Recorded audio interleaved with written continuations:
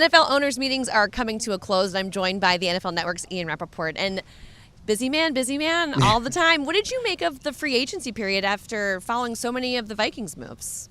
Yeah, I mean, it's kind of a whirlwind. Yeah. Honestly, I think, most important for the Vikings is sort of what didn't happen, right? Which is, I think there was a lot of talk going in about would the Vikings franchise tag Sam Darnold, would they franchise him to trade him, which obviously did not happen, which I think was the right move. I don't know that there's really a market there.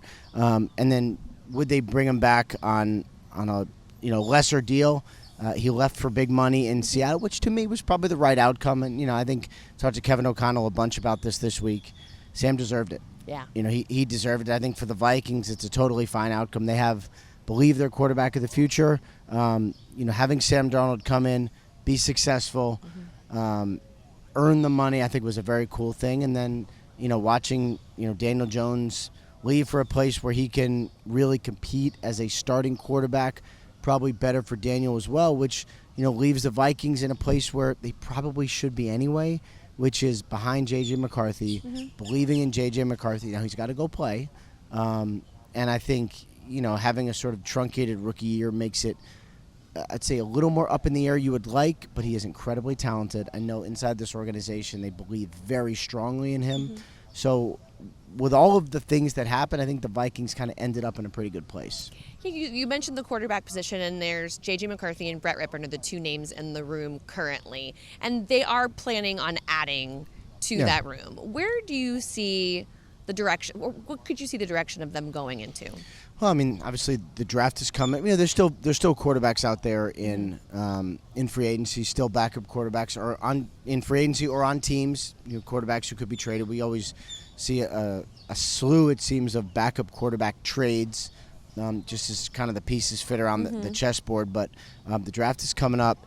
It seems to be, well, maybe not a top-heavy quarterback draft, one that is plenty deep enough as far as like mid to late round quarterbacks. So, I could see the Vikings taking one there.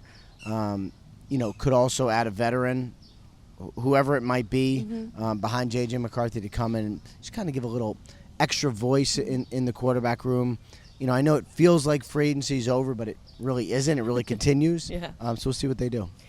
With this free agency period, there were several moves made by the Vikings with players who were the most desirable at their positions. They were winning competitions against other teams to get the players they wanted. Why do you think Minnesota is desirable right now for those types of players? Good team, really talented team. And I think what players around the league saw is last year, Vikings were among the best in the NFL. They're among the most well-coached in the NFL, among the best put-together teams in the NFL.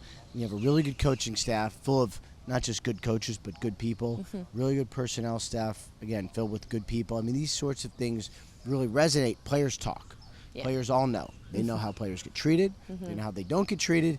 They know which organization values what traits. And to me, the way the Vikings treat each other, treat players, coach them up, it's a place a lot of players want to be, and I would expect that to continue.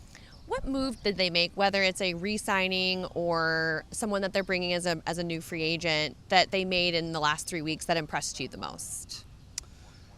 That impressed me the most. Or you were really excited about, maybe like, oh, that's a good fit.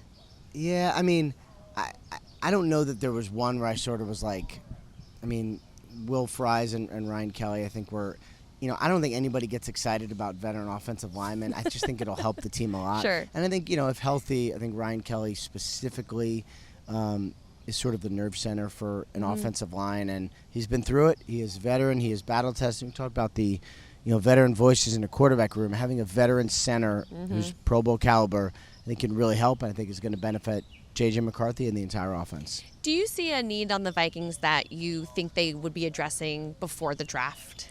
And backup quarterback is one that we talked about. But yeah, otherwise, fair. I think they're, could add a couple pieces, maybe, sure. But, I think what you want to do is where they're at right now, which is be able to go into the draft and not draft for need. And I think they are talented enough that they can go in and just take the best player, which is a good place to be. Yeah, it definitely is. Now, we are here, and there's currently discussions, like as we record this, on the rule proposals. So we do not have word as we record this on what the outcomes will be.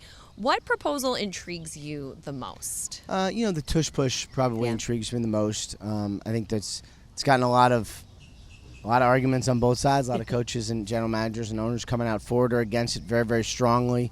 We'll see what they end up deciding as far as, is there one, decision here, or is it in May? But I could see both sides of it. I get the animated argument. I like the passion, and we'll see which way it goes. All right. Well, thank you, Ian. We'll let you get back to it because you've got a lot of NFL Network television to do today. All right. Thank you. Thank you.